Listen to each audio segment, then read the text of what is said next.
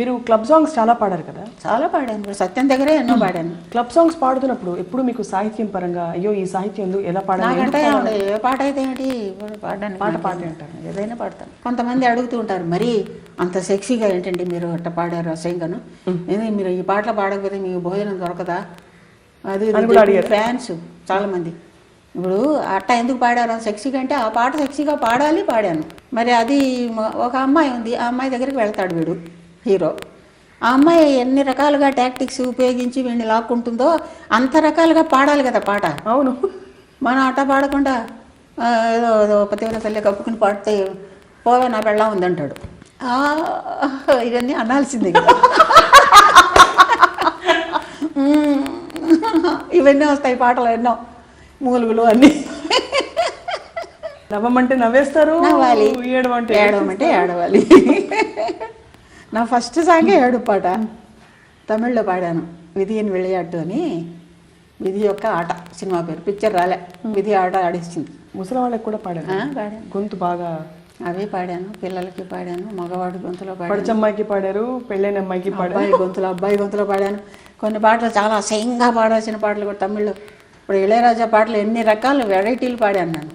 బాలు గారి సంగీత దర్శకత్వంలో కూడా మీరు పాడారు మంచి మంచి పాటలు, అలా మండి పాడకే జాబిలి. ఆయన మీకు ఒక విధంగా జూనియర్ అయ్యింది. అలా మండి పాడకి ఆయన మ్యూజిక్లో చాలా బాగుంటుంది ఆ పాట. ఒక్కసారి అలా మండి పడకే జాబిలి చలి ఎండ కాసే రాత్రి దాహమైన వెన్నెల రేయి దాయలేను ఇంతటి హాయి ఎలా తెలుపుకోను ప్రేమని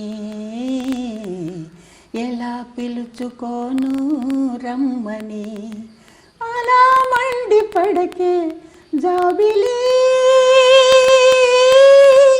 అబ్బా, ఇప్పుడు ఎక్స్ప్రెషన్ కావాలంటే ఇట్ట వాల్యూమ్ పెద్ద అలా మండి అంటే రాదు. అవి కొన్ని పిల్లలు కొత్తగా పాడే పిల్లలు కొన్ని నేర్చుకోవాల్సిన అవసరం ఉంది. అక్కడే అసలు తేడా వస్తుంటే మీ ఎక్స్ప్రెషన్ అందులోనే వస్తుంది. మీ వారి ప్రోత్సాహం జానకమ్మ గారు ఎంతవరకు ఉంది మీ కెరియర్లో? అంటే మేము విన్నది, మా తరం వారు వినేది ఏంటంటే చాలామంది సింగర్స్ మీ తరం వారు కుటుంబ పరంగా అంటే నాకు ఎంకరేజ్మెంట్ మా కుటుంబంలో చాలా. ఇక్కడ మా అత్తగారు మామగారు కూడా చాలా ఇష్టం నా పాట అంటే. అసలు మా మామగారే ఇంట్రడ్యూస్ చేసింది సినిమా ఫీల్డ్కి. మా ఆయన అయితే ఇంకా నా పిచ్చి ఫ్యాన్, ఫస్ట్ ఫ్యాన్ మా ఆయనే. అలాగే మీ పాట విని పడిపోయారా మీరు? నా పాట విని పడిపోయినాడు అంతే.